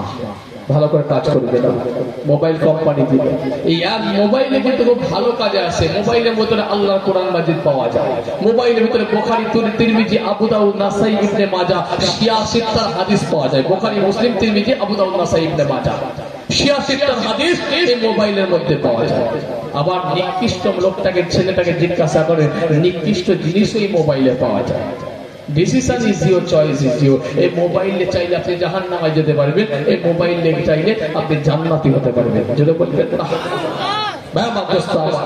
এই মোবাইলে অ্যাপগুলো সময় সময় আপডেটটা দিতে হয় আর আমার আল্লাহ পাক সমস্ত ধর্মের মানুষকে আল্লাহ পাক পাঠিয়ে দিয়েছে 17,999 একটা হলে 18,000 হয় সেটা হলো আশরাফুল মাখলুকাত সেটা হলো সৃষ্টির সেরা আর সেটাই হলো আপনি আমি মনুষ্য জাতি যদি বলবেন না মনুষ্য জাতির মধ্যে আমার আল্লাহ পাক বডির ভিতরে ইনস্টল করতে বললেন 5টা অ্যাপ মনুষ্য জাতি তাদের বুকের ভিতরে 5টা অ্যাপ ইনস্টল করতে বললেন এবার কে করবে না তাদের ব্যক্তিগত স্বাধীনতা তাদের ব্যক্তিগত স্বাধীনতা বডির ভিতরে 5টা অ্যাপসের নাম কি ভাই জান বডির ভিতরে 5টা অ্যাপসের নাম হলো ঈমান নামাজ রোজা হজ যাকাত এই 5টা অ্যাপ যদি বডির ভিতরে ইনস্টল করতে পারেন মোবাইল যেমন সময়ে সময়ে আপডেট দিতে হয় এই বডির ভিতরে 5টা অ্যাপ যদি সময়ে সময়ে আপডেটটা দিয়ে দেন আমার আল্লাহ বেশা খুশি হয়ে গিয়ে দয়ার জান্নাতি বলে ঘোষণা করে দেবে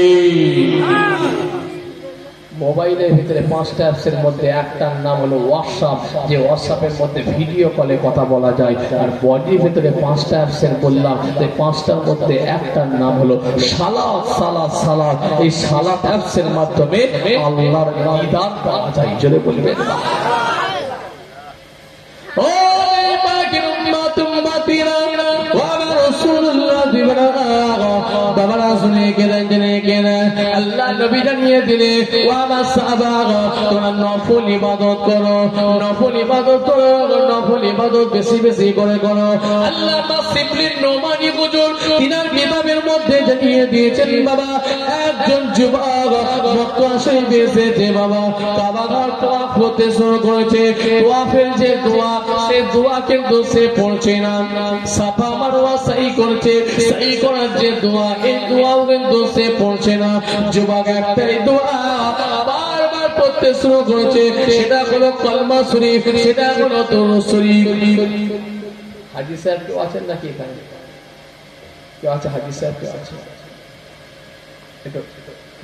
আলহামদুলিল্লাহ হাজী সাহেব কোন ভালো করে বুঝতে পারবে কাবা ঘর তওয়াফের দোয়া আলাদা আছে সাফা মারওয়া সাই করার দোয়া আলাদা আছে শুনে গেলেন কিন্তু ইন্না সাফা ওয়াল মারওয়া মিন শাইরিল্লাহ এই দোয়া কিন্তু যুবক পড়ছে না যুবক কিন্তু একটাই দোয়া বারবার পড়তে শুরু করেছে সেটা হলো কলমা শরীফ সেটা হলো দরুদ শরীফ আল্লামা সিবলিন নোমানি হুজুর তিনার কিতাবের মধ্যে জানিয়ে দিলেন যুবককে যখন জিজ্ঞাসা করা হলো বাবা যুবক বলো তুমি কি কাবা ঘর তওয়াফের দোয়া কি জানো না তুমি কি সাফা মারওয়া সাই করার যে দোয়া এই দোয়া কি তুমি জানো না যুবক সে সময় বলে হুজুর আমি কাবা ঘর তওয়াফের দোয়া আমি জানি সাফা মারওয়া সাই করার দোয়া আমি জানি বাবা যুবক তাহলে এই দোয়া কেন তুমি পড়ছো না বলার সঙ্গে সঙ্গে যুবক কাঁদতে শুরু করে দিয়েছে বাবা যুবক আমি জিজ্ঞাসা করলাম তুমি কি জানো না তুমি বললে হ্যাঁ জানি আমি বললাম পড়ছো না কেন তুমি কাঁদতে শুরু করলে আল্লামা সিবলিন নোমানি হুজুর বললে যুবককে জিজ্ঞাসা করলাম কাঁদতে শুরু করেছো কেন সে সময় যুবক বলতে থাকে হুজুর আপনি বিয়াদবি মাফ করবেন বিয়াদবি ক্ষমা করবেন হুজুর আমি আমার আব্বা জানকে সঙ্গে করে সাথে করে নিয়ে বাগদাদ শরীফ থেকে রওনা দিলাম আল্লাহর বাইতুল্লাহ তওয়াফ করব সাফা মারওয়া সাই করব রাসূলুল্লাহর মাজারটুকু জিয়ারত করব এই বলে আমি বেরিয়ে পড়লাম কিন্তু কিছুটা রাস্তা আসার পরে আমার আব্বা জান ইন্তেকাল করে গিয়েছে আমার আব্বা জান মারা গিয়েছে আর আমার আব্বা জান মারা যাওয়ার সঙ্গে সঙ্গে আমার আব্বা জানের মুখটা আমার আব্বা জানের ফেসটা আমার আল্লাহ পাক খিঞ্জিরের আকৃতিতে পরিণত করে দিয়েছে খিঞ্জির মানে জানেন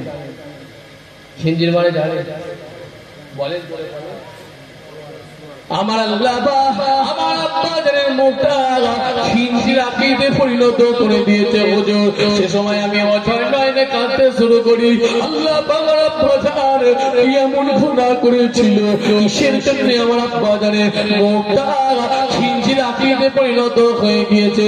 আল্লাহ আপনি আমার আব্বাজানকে মাফ করেন, আপনি আমার আব্বাজানকে ক্ষমা করে দিন। আল্লাহ আমার আব্বাজানের কি গোসল করা নসিবে হবে না, আমার আব্বাজানের কি কাপড় পরা নসিবে হবে না, আমার আব্বাজানের কি জানাজা নসিবে হবে না, আমার আব্বাজানের কি কবরে দাফন করা হবে না। এই বলে যুবক অজয় কাঁদতে শুরু করে দিয়েছে। যুবক তার বাপের লাশটাকে কাঁধে করে নিয়ে টুক টুক টুক করে বাপের লাশটা দুলিয়ে দুলিয়ে যুবক নিয়ে যেতে শুরু করে দিয়েছে। যুবক বলে আমি কিছুটা রাস্তা যখন আমার বাপের লাশটা নিয়ে আসলাম, কিছুটা আনার পর আমি দেখতে পেলাম রাস্তার ধারে একটা আল্লাহর ঘর দেখতে পেলাম, অর্থাৎ মসজিদ দেখতে পেলাম।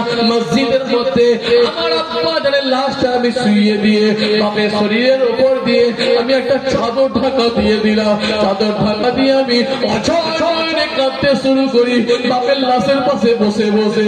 আল্লাহ আমার আব্বাজান কি এমন গুনাহ করলো, কিসের জন্য আমার আব্বাজানের মুখটা খিঞ্জিলাটিতে পরিণত হয়ে গেছে। আল্লাহ আপনি আমার আব্বাজানকে মাফ করে দেন, আমার আব্বাজানকে ক্ষমা করে দেন। আমার আব্বাজানের কি জানাজার নামাজ হবে না, আমার আব্বাজানের কি গোসল কাপড় হবে না, আমার আব্বাজানের কি দাফন হবে না। এই বলে যুবক অঝরে বাপের লাশের পাশে বসে বসে অঝরে কাঁদতে শুরু করে। যুবক বলে আমি দেখতে পেলাম একজন ব্যক্তি মসজিদের সামনে এসে হাজির। এই ব্যক্তি আমাকে এসে প্রথমে বলতে শুরু করেছে, বাবা যুবক বলো বলো বলো বলো বলো তোমার আব্বাজানের লাশটা এখন কোথায় আছে। এই কথা বলার সঙ্গে সঙ্গে আমি তো অবাক হয়ে গেলাম। আপনি কি, আপনার নাম কি, আপনার পরিচয় একবার দেন। সে সময় আমাকে বলতে থাকে, ও বাবা যুবক তুমি কি আমাকে চিনতে পারলে না বাবা, বাবা যুবক তুমি কি আমাকে বুঝতে পারলে না বাবা, বাবা যুবক শুনে রেখে নাও, জেনে রেখে নাও, আমি সেই ব্যক্তি এসে হাজির হয়েছি। সেই ব্যক্তির নিকটে তোমার আব্বাজান আব্বাজান আব্বাজান প্রতিদিন প্রতিদিন প্রতিদিন 400 বার করে কালেমা শরীফ দুরূদ শরীফে যাত্রা খানা পৌঁছে দিতে সেই ব্যক্তির অন্য কেউ নয়, অন্য কেউ নয়, সেই ব্যক্তি সুনার মদিনা মুনাওয়ারাতে স্বয়ং আমি রাসূলুল্লাহ এসে হাজির হয়েছি।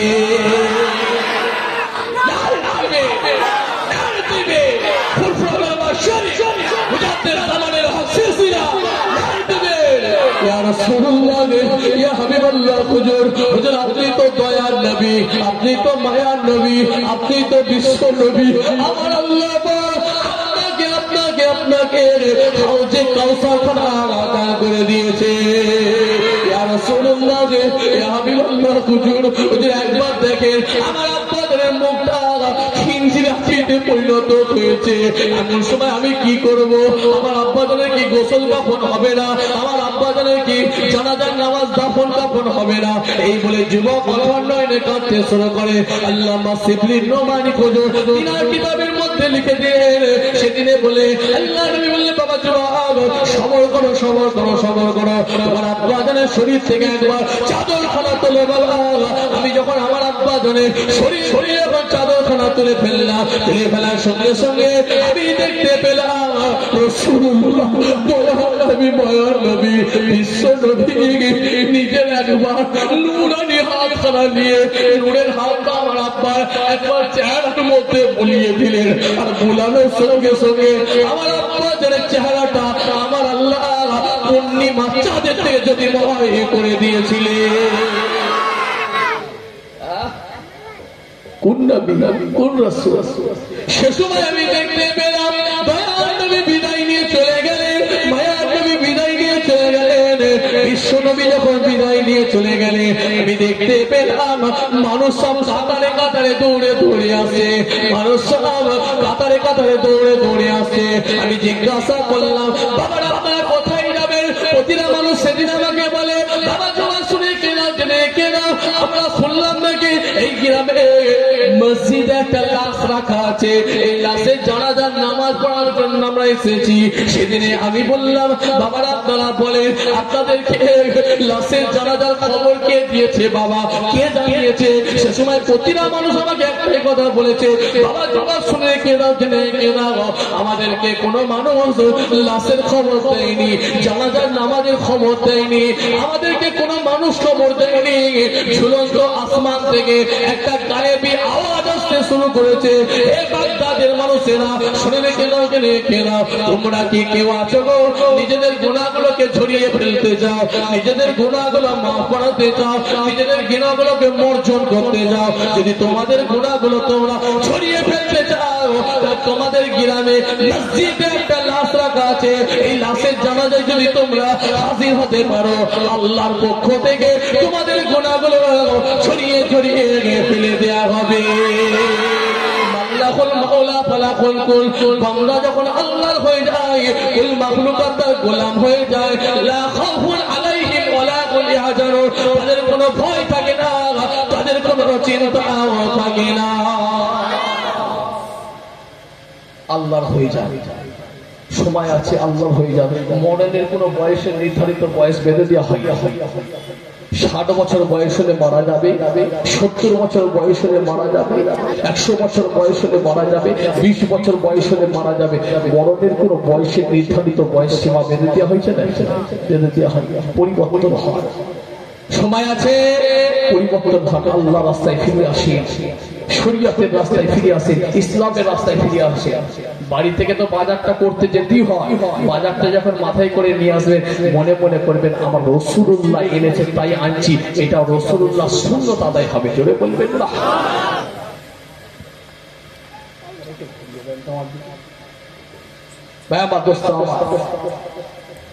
বাড়িতে বসে বসে কাপড়গুলো যখন সেলাই করবেন, মনে মনে নিয়ত করবেন আমার রাসূলুল্লাহ ছেঁড়া কাপড়গুলো সেলাই করেছিল, তাই আমি নবীর উম্মত হয়ে নবীর সুন্নাত আদায় করছি। বলবেন না?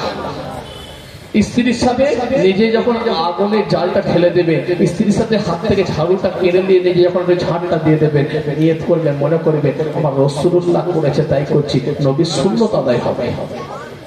না আমার দোস্ত, এটা বোঝার চেষ্টা করেন, খেয়াল করেন। অনেক তো হয়েছে নাকি না, আমি ডাক্তার মানে আমি ডাক্তার, আমি মাস্টার, আমি বাড়িতে আসবো মানে আমার স্ত্রী আমার পায়ের জুতোটা বুটটা খুলে দেবে, এটাই তাই তো নাকি?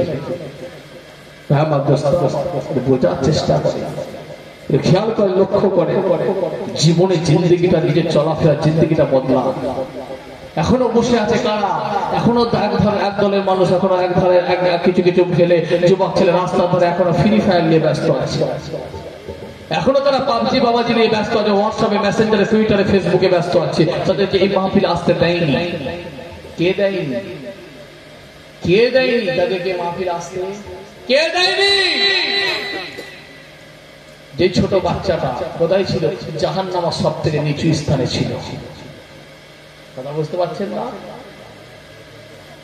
জাহান্নামের সব থেকে নিচু স্থানে ছিল। এত সুন্দর ভাবে আল্লাহর যেটা হুকুম হতো সেটা পালন করতো, জাহান্নামের সব থেকে নিচু স্থানে থাকার পরে যেটা আল্লাহ অর্ডার করতো সেটা মানতো, যেটা আল্লাহ নিষেধ করতো সেটা ত্যাগ করতো, সুন্দরভাবে মানার জন্য।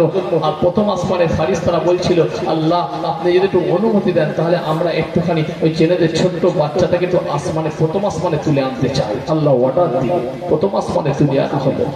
দ্বিতীয় আসমানের ফারিস্তারা বলছিল, আল্লাহ যদি একটু অর্ডার দেন তাহলে আমরা দ্বিতীয় আসমানে একটু তুলে আনতে চাই। আপনি অর্ডার দিলে, আল্লাহ অর্ডার দিলে, দ্বিতীয় আসমানে পৌঁছানো। তৃতীয় আসমানের ফারিস্তারা বলতে, আল্লাহ একটু অনুমতি দেন না, তৃতীয় আসমানে আমরা একটু তুলে আনতে চাই। আল্লাহ অনুমতি দিলেন, তৃতীয় আসমানে পৌঁছানো। চতুর্থ, পঞ্চম, ষষ্ঠ, সপ্তম আসমানের ফারিস্তারা বলছে, পরপর যেতে যেতে সপ্তম আসমানের ফারিস্তারা বলছে, আল্লাহ একটু অর্ডার দেন না, তাহলে আমরা এই জেনাদের ছোট্ট বাচ্চাটাকে আমরা সাতম আসমানে তুলে আনতে চাই। আল্লাহ অর্ডার দিলে সাতম আসমানে পৌঁছানো। জাহান্নামের সব থেকে নিচু স্থান থেকে চলে গেল সাতম আসমানে। এবারে ফারিস্তারা বলছে, আল্লাহ এত তীক্ষ্ণ বুদ্ধি, এত বেরের বুদ্ধি, এত সুন্দর, আল্লাহ ওর কাছ থেকে আমরা একটু শিক্ষা অর্জন করতে চাই, আপনি যদি অনুমতি দেন। বুঝতে পারছেন? আল্লাহ অনুমতি দিলেন। সাতম আসমানে গিয়ে সাতম আসমানের ফারিস্তাদের লিডার হয়ে গেল। কথা বোঝার চেষ্টা করে, সপ্তম আসমানের ফারিস্তাদের লিডার হয়ে গিয়ে সপ্তম আসমানের লিডার তাদের ফেরেশতাদের সরকার হয়ে গেছে। এবারে আমার আল্লাহ বললেন, আমি আল্লাহ মনুষ্য জাতিকে সৃষ্টি করতে চাই। আমি আল্লাহ ওমা খালাকুল জিন্না ওয়াল ইনসা ইল্লা লিয়াবুদুন। আমি আল্লাহ মনুষ্য জাতি এবং জিন জাতিকে বেকার সৃষ্টি করে নাই, বেকার পয়দা করি নাই। আমি আল্লাহ আমার হুকুম আকাম আমার গুনাহবলী স্বীকার করার জন্য আমি আল্লাহ মনুষ্য জাতি এবং জিন জাতিকে সৃষ্টি করে দিয়েছি।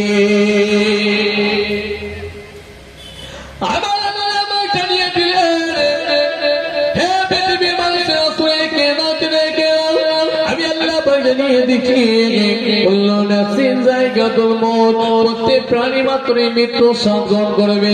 মৃত্যুর ভয় যদি মানুষেরা যদি লোহার একটা সুন্দর লোহার একটা ঘর তৈরি করে, এরপরে যদি তার ভিতরে আত্মগোপন করে, আমি আল্লাহ ঘোষণা করেছি তার ভিতরে মরণ হয়ে যাবে। মরণের হাতে কেউ রেহাই পাবে না। আমি আল্লাহ ঘোষণা করছি আমার খালাকুল জিন্না ওয়াল ইনসা ইল্লা লিয়াবুদুন। আমি আল্লাহ ঘোষণা করছি বাল তুসিরুনাল হায়াতাদ দুনিয়া ওয়াল আখিরাতু খায়রুন ওয়া আবকা। এই পৃথিবীর মানুষেরা শুনে রেখে দাও, পৃথিবীর জমিন তোমাদের জন্য অল্প দিনের জন্য, কিছু দিনের জন্য। মৃত্যুর পরে তোমরা যে জায়গায় পৌঁছাবে আমি আল্লাহ সেটাকে চিরস্থায়ী বলে ঘোষণা করে দিয়েছি। মানুষ মারা গেছে, তাকে ভালো করে রান্না করে, মানুষের রান্না জানেন, মানুষ রান্না হয় জানেন, মানুষকে মেরে ভালো করে রান্না করে কুকুরকে খাইয়ে দিয়েছে। পেপারে এসেছে, কথা বুঝতে পারছেন? সেই কুকুরকে খাওয়ানোর পরে কুকুর যখন বমি করেছে, সেই কুকুরের পেট থেকে বেরোলো বমিটা। সেই বমিটা তারপরে মাছকে খাওয়ানো হয়েছে, মাছের পেটে গেছে, ওখান থেকে বেরোলো নাভিটা। ওই নাভিটা আবার পানিতে পড়ে রইলো, ওখান থেকে মাটির ভিতরে রাখলো, ওখানে মাটির ভিতরে 100 বছর রইলো, 150 বছর রইলো। সিলেটে দিয়ে থিতলানো নষ্ট করার জন্য, আগুনে পুড়িয়ে ছাড়কার করলো নষ্ট করার জন্য, কোনোভাবে নষ্ট হলো না। ওই নাভি থেকে আল্লাহ বিইজনিল্লাহ পুনরায় জিন্দা করে তুলে দিয়েছে। জোরে বলবেন না?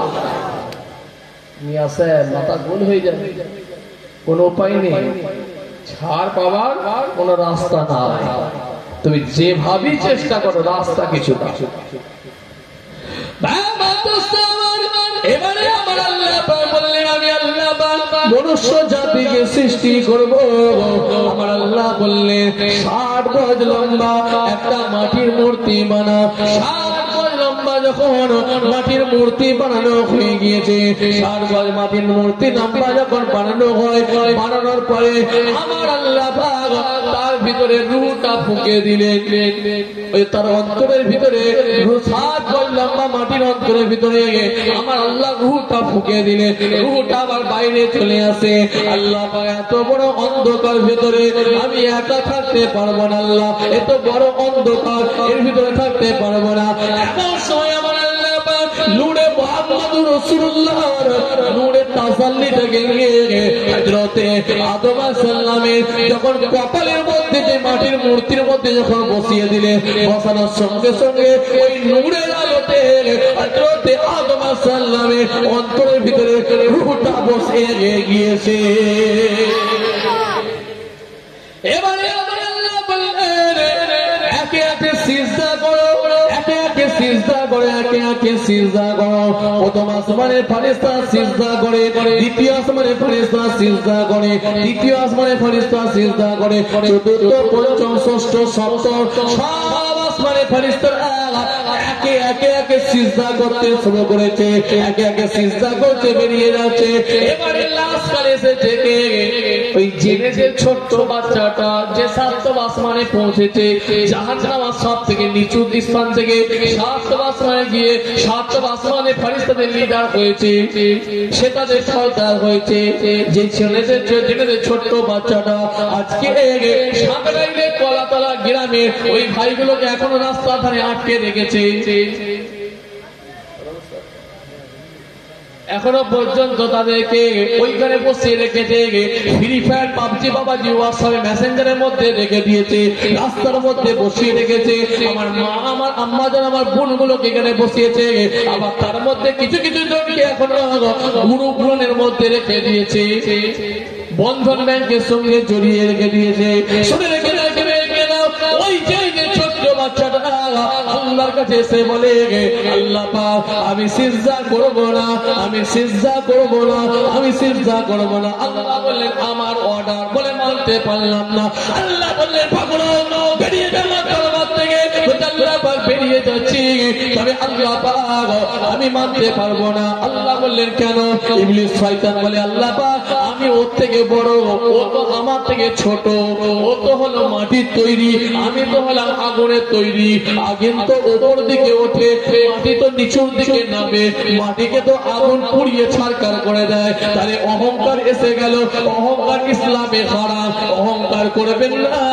সাইকেলওয়ালা হেঁটে যাওয়ালাকে সালাম দেবে, বাইকওয়ালা সাইকেলওয়ালাকে সালাম দেবে, আর চার চাকাওয়ালা বাইকওয়ালাকে সালাম দেবে, হেঁটে চলাওয়ালা প্রতিবন্ধীকে সালাম দেবে।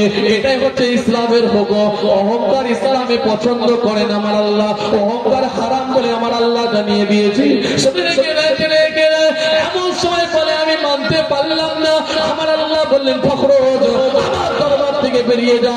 ইবলিস শয়তান সে সময় বলে আল্লাহ পাক বেরিয়ে চলে যাব, তবে এতদিন ধরে যে গোলামি করেছি, এতদিন ধরে যে খেদমত করেছি, এর জন্য কি আপনার কাছে আমি কিছু পাবো না? আমার আল্লাহ বললেন কি চাস? ইবলিস শয়তান বলে আল্লাহ আপনার কাছে আমি কয়েকটা জিনিস চাইছি। এক নাম্বার হলো আপনি আমার হায়াতটা বাড়িয়ে দেন, আয়ুটা বাড়িয়ে দেন, বয়সটা। আল্লাহ বললেন কতদিন? ইবলিস শয়তান তখনই শয়তানি প্ল্যান শুরু করেছে, বলে আল্লাহ পাক আপনি আমার বয়সটা কিয়ামত পর্যন্ত বাড়িয়ে দেন। তখনই শয়তানি প্ল্যান শুরু হয়ে গেছে। কতদিন? কতদিন বয়স? কিয়ামত পর্যন্ত। আমার আল্লাহ বললেন মেনে নিলাম, মেনে নিলাম, বেরিয়ে যাবো দরবার থেকে। আল্লাহ পাক বেরিয়ে যাচ্ছি, তবে আর একটা জিনিস চাই আমি। আমার আল্লাহ বললেন কি চাস? ইবলিস শয়তান বলে আল্লাহ আপনি আমাকে একটা ক্ষমতা দিন। কি ক্ষমতা চাস? ইবলিস শয়তান বলে আল্লাহ যে ক্ষমতা নিয়ে আমি আপনার কলাতলা গ্রামের ছেলেগুলোকে এখনো রাস্তায় বসিয়ে রাখবো, এখনো মাহফিলে যেতে দেব না, এখনো মাহফিলে বসতে দেব না। যখন সালাম হয়ে যাবে, যখন কিয়াম হয়ে যাবে, দুয়া যখন শুরু হয়ে যাবে, যখন তাবারুক দেওয়া হবে, তখন গিয়ে বসাবো। শুনে রেখে দেন, রেখে দেন, বোঝার চেষ্টা করে। ইনায়াতুল্লাহ হুসাইনি কথা বলে, জীবনে কোনোদিন কোনো পরোয়া করে কথা বলে না। এর জন্য ইনায়াতুল্লাহ হুসাইনি ভাঙড়ের দিকে গেলে পুলিশ পারমিশন দিতে লাগে। আগে থেকে ভাঙড়ের জমিনের দিকে গেলে আগে থেকে পুলিশ পারমিশন লাগে। কথা বলার জন্য আমার গাড়ি পর্যন্ত আটকানো হয়েছিল। ইউটিউবে লিখবেন ব্রিগেডিয়ার ইনায়াতুল্লাহ হুসাইনি গাড়ি আটকানো বলে লিখবেন, হাজার হাজার বার আপনি দেখবেন লক্ষ লক্ষ ভিউজ হয়েছে। আমার গাড়ি পর্যন্ত আটকানো হয়েছিল। এর জন্য ইনায়াতুল্লাহ হুসাইনি ভয় করে না, আল্লাহ ছাড়া কাউকে ভয় করে না। যতদিন বেঁচে থাকবে ততদিন ইসলামের জন্য, কওমের জন্য বলে যাবে। একটুখানি বোঝার চেষ্টা করে, খেয়াল করে।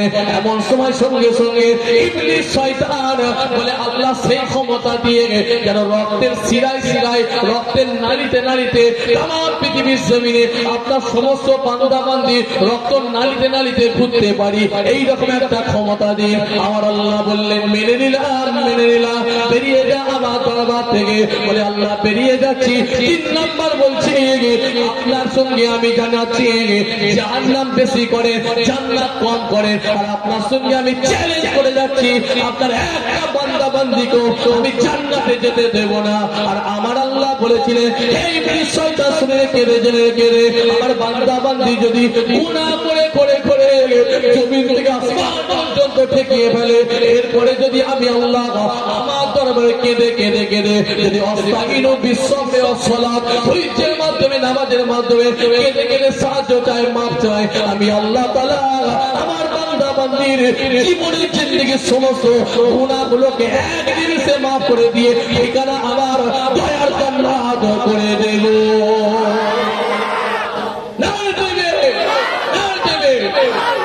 তবে আমি আল্লাহ শিরকি গুনাহ করলে আমি মাফ করব না। শিরকি গুনাহ করলে আল্লাহ ছাড়া অন্যের কাছে চাওয়া। বাবা তুমি আমার ছেলে দাও, আমি তোমাকে মোরগ দিয়ে যাবো। বাবা তুমি আমার ছেলে দাও, আমি তোমাকে ঘোড়া দেবো, তাই তো নাকি চাদর দেবো, কিছু দিতে তো কিছু দিতে হবে না। সবে বারাতে রাত আসলে টুক টুক টুক করে মোমবাতি দিয়ে বাড়ি থেকে কর্মস্থল পর্যন্ত পৌঁছে দেয়। কেন? আমার মুরব্বী আমার ঘরে আসো, অন্য ঘরে না যায়। লাইট দেখে দেখে লাইট অন্য ঘরে যেন না চলে যায়। টুক করে মোমবাতি দিয়ে বাড়ি থেকে কর্মস্থল পর্যন্ত পৌঁছে দেয়।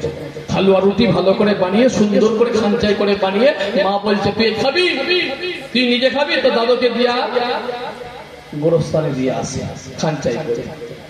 সব শেষ হয়ে গেছে সকালবেলা, বলে কি খিদে পেয়েছিল আর একটু দিলে ভালো তো। কুকুর শিয়াল খেয়ে গেল, সব খেয়ে নিয়েছে। কপাল ফাটা বসত। বোঝার চেষ্টা করবে এই কথাগুলো হক কথাগুলো বলে দিয়ে যাচ্ছি, হক কথাগুলো জানিয়ে দিয়ে যাচ্ছি। আজমির শরীফে 3 বার করে গেছি, যে কুছ মাঙ্গো বাবা সে মাঙ্গো, ঠাকাঠাক করে চলছে সিজদা। আস্তাগফিরুল্লাহ রাব্বি। মদিনা শরীফে গেছি, হাজি সাহেবকে জিজ্ঞাসা করছেন, মদিনা শরীফে গেছি, রাসূলুল্লাহর মাজারের দিকে হাত তুলে দোয়া চাইছি, পুলিশ এসে লাঠি নিয়ে। হাজি সাহেব হারাম হারাম হারাম, ঠিক বলছি ভাই সাহেব, হারাম হারাম হারাম। হাজ্জাল কাবা হুদুল্লাহ, হাজ্জাল কাবা হুদুল্লাহ, আল্লাহর কাছে যাও, রাসূলুল্লাহর কাছে যাও। সেদিনে হাজি সাহেব বুঝতে পারেন ইনাকুল্লাহ হুসাইনি রাসূলুল্লাহর কাছে যায়নি, ইনাকুল্লাহ হুসাইনি রাসূলুল্লাহকে ওসিলা দিয়ে আল্লাহর কাছে চাইছে। জোরে বলেন না সুবহানাল্লাহ। যেই ওসিলা হযরত আদম আলাইহিস সালাম জাবলে রহমতের উপরে উঠে যখন রাসূলুল্লাহর ওসিলা দিয়ে দোয়া চেয়েছিলেন, আমার আল্লাহ বলেছিলেন হে আদম আজকে তুমি এমন একজন মানুষের ওসিলা দিয়েছো আমি আল্লাহ থাকতে না পেরে maaf করে দিয়েছি। জোরে বলবেন না। বোঝার চেষ্টা করো, খেয়াল করুন। আজকে এখন বিভিন্ন জায়গায় সব সেরেকি চলছে, বিভিন্ন জায়গায় সেরেকি চলছে, বিভিন্ন বাজারগুলো সেরেকি চলছে। সমাজে এখন অনেক দল অনেক মত বেরিয়েছে, অনেক ফেরকা বেরিয়েছে। তাবলীগ জামাত, বেরেলি, লামাধাবী, আজানগাছি, সুরসুরি, দেওবন্দি, ফুলপুরা, আহলে হাদিস, আহলে ফারাত, আজানগাছি, এইভাবে এই 73 খানা বেরোবে। রাসূলুল্লাহ বলেছেন 73 খানা বেরোবে। আল্লাহ নবী বলেন সাহাবা রাসূল, আমি রাসূলুল্লাহ যে রাস্তায় আছো, আমার সাহাবারা তোমরা যে রাস্তায় আছো, এই দলটা আল্লাহর দয়ার জান্নাতে যাবে। জোরে বলবেন না। এই দলটা আহলে সুন্নাতুল জামাত, আমি রাসূলুল্লাহ যে রাস্তায় আছি, সাহাবারা তোমরা আছো, এই দলটা আল্লাহর জান্নাতে যাবে। জোরে বলবেন না। বোঝার চেষ্টা করে। সমাজে এখন অনেক দল বেরিয়েছে, বলে জানাজার পরে হাত তোলা এটাও বেদাত, জানাজার পরে হাত তোলা এটাও বেদাত। সমাজে এখন অনেক রকম মানুষ বেরিয়েছে। সোনার দাম কত করে কে বলবে? কামার বলবে না কুমোর বলবে? সোনার দাম কত করে কামার বলবে না কুমোর বলবে? কামার বলবে, সাগরা বলবে, সোনাওয়ালা বলবে, সাগরা বলবে, সাগরা কে বলবে? সোনাওয়ালা। সোনার দাম কত করে কে বলবে? স্বর্ণকার বলবে, তাই তো না? সোনাওয়ালা বলবে। আমার ঠিকঠাক জানা নেই মনে হয়, জিজ্ঞাসা করছে, ভুল হচ্ছে না তো? মাটির হাড়ি কত করে কামার বলবে না স্বর্ণকার বলবে? আমার ঠিকঠাক জানা নেই, কুমোর বলবে। আজকে বাড়ি বানাচ্ছেন, কোন সিমেন্ট দেবেন? আল্ট্রাটেক দেবেন না কোন দেবেন না অম্বুজা দেবেন? কোন সিমেন্ট দিলে ভালো করে মজবুত হবে কে বলবে? মোবাইল মিস্ত্রি বলবে নাকি না রাজমিস্ত্রি বলবে? ঠিক বলছে, সই উত্তর দিচ্ছে আলহামদুলিল্লাহ, রাজমিস্ত্রি বলবে। আজকে আল্লাহ নবী আল্লাহ রসুল কেন পুরা এসেছিলেন? নবী কেন, নবী কেন এসেছিলেন? এটা কে বলবে? এটা কে বলবে? রাজমিস্ত্রি বলবে না মোবাইল মিস্ত্রি বলবে? হাক্কানি আল্লাহর ওলি বলবে। জোরে বলবেন না সুবহানাল্লাহ। রাজমিস্ত্রি বলবে নাকি? রাজমিস্ত্রি বলছে মোবাইল মিস্ত্রি বলবে। কথা বুঝতে পারছেন? একটুখানি বোঝার চেষ্টা করে, খেয়াল করে, লক্ষ্য করে বোঝার চেষ্টা করে। বলে নবী তো আমাদের মতো মানুষ, নবী নিজেই বলেছে আনা বাসরম মিসলুকুম, আমি তোমাদের মতো মানুষ। হ্যাঁ রাসূলুল্লাহ এই কথা বলেছে, আমি নবী তোমাদের মতো মানুষ। আমি রাসূলুল্লাহ, আমার দুটো হাত আল্লাহ দিয়েছিলেন, আমার দুটো পা দিয়েছে, আমার দুটো চোখ দিয়েছে, আমার আল্লাহ আমার জবান দিয়েছে। আমি রাসূলুল্লাহ তোমাদের মতো মানুষ, কিন্তু আমি রাসূলুল্লাহ